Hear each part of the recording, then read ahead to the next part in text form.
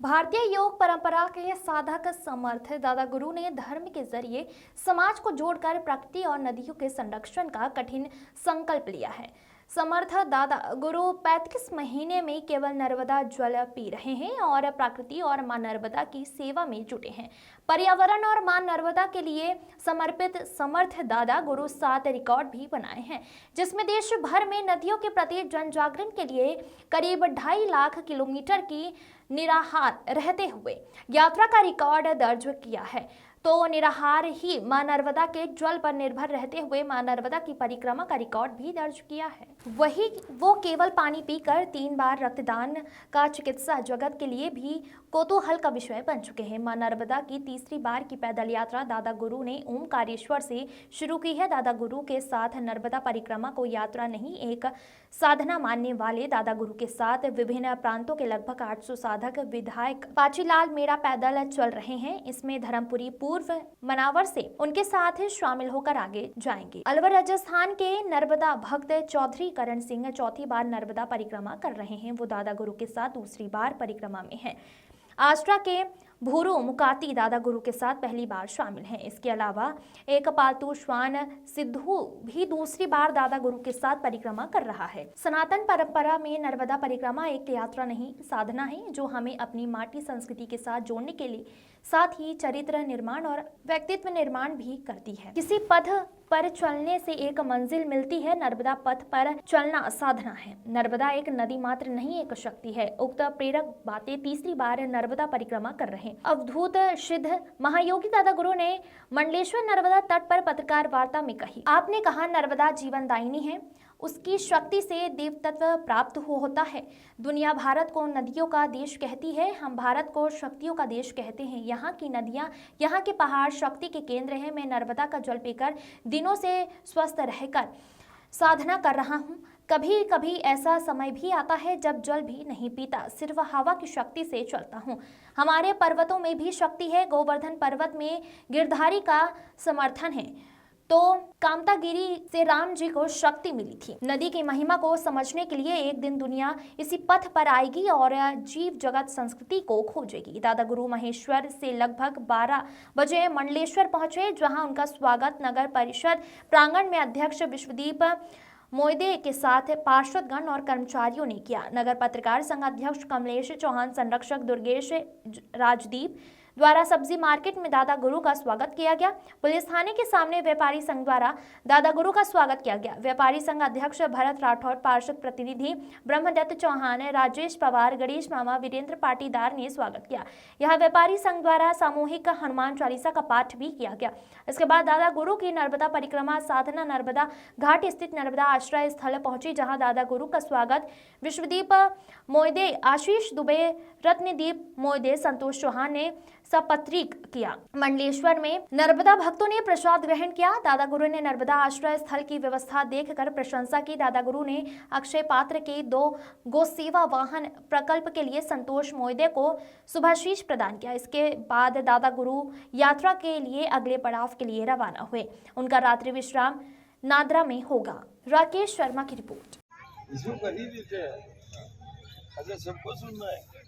नहीं बोल पाए। हाँ, जितना 2-5 मिनट है।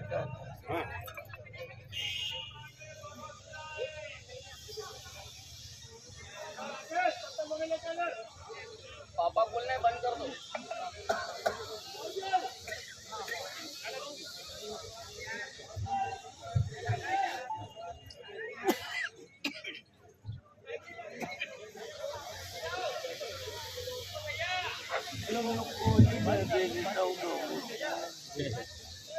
देखो, अपना कुछ सनातनी परंपराएं हैं, मान्यताएं हैं। उसमें से एक जगत विख्यात है नर्मदा परिक्रमा। नर्मदा परिक्रमा कोई यात्रा नहीं है, नर्मदा परिक्रमा एक साधना है। एक ऐसी साधना जो अपनी माटी और संस्कृति और प्रकृति के समीप लाती है। नर्मदा मैया की परिक्रमा एक ऐसी साधना है जो व्यक्तित्व का निर्माण करती है, चरित्र का निर्माण करती है, जो प्रकृति की निकटता का एहसास कराती है, जो माटी और संस्कृति से जोड़ती है। नर्मदा मैया का परिक्रमा एक साधना है। एक ऐसी साधना दुनिया के अंदर, एक ऐसी ये साधना है जहां, और दुनिया का ये वही पथ है जहां चलना साधना कहलाती है। सिर्फ विश्व के अंदर सिर्फ नर्मदा का पथ है, नर्मदा का ये तीर्थ क्षेत्र है जहां चलना साधना कहलाती है। देखो, साधु को, ध्यानी को, ज्ञानी को, विज्ञानी को, प्रेमी को, सब नर्मदा मैया के पथ पर चल रहे हैं। यहाँ चलना साधना है, जहाँ दुनिया का एक वो पथ है जहाँ चलने से व्यक्तित्व का निर्माण होता है, जहाँ चलने से चरित्र का निर्माण होता है, जहाँ चलने से देवत्व प्रकट हो रहा है, जहाँ चलने से ईश्वर और परमात्मा का सिर्फ साक्षात्कार नहीं, दुनिया का ये वो पथ है जहाँ चलने से परमात्मा और ईश्वर का मिलना हो जाता है, जहाँ चलने से जीवन को दिशा मिलती है। नर्मदा मैया की परिक्रमा एक ऐसी साधना है जो चक्रों का समन्वय और संतुलन को बनाती है। एक तरफ माटी, संस्कृति और प्रकृति की निकटता का बोध कराती है, और माटी और संस्कृति और प्रकृति के समीप लाती है।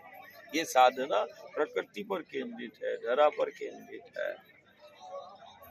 और ये साधना जहाँ एक तरफ सबसे पहले हर एक भक्त प्रेमी के अंदर एक प्रश्न आता है कि नर्मदा की ही परिक्रमा की।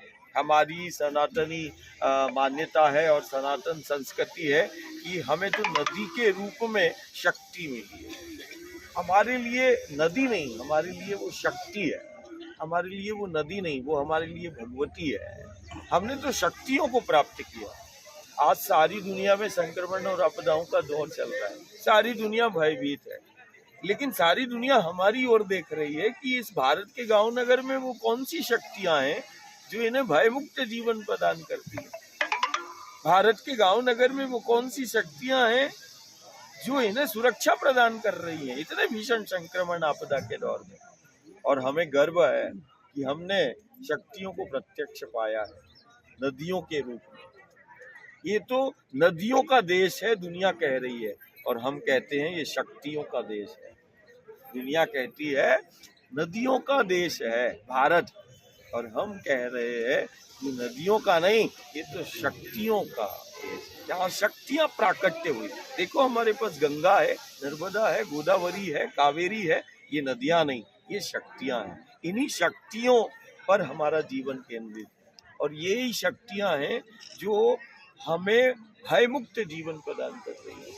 ये वही शक्तियाँ हैं जो हमें सुरक्षा प्रदान करती है। ये वही शक्तियाँ हैं जो हमारी व्यवस्था हमें प्रदान कर रही है। युग साक्षी है, सदी साक्षी है, भयमुक्त जीवन प्रदान करती है, सुरक्षा प्रदान करती है। और यही वो शक्ति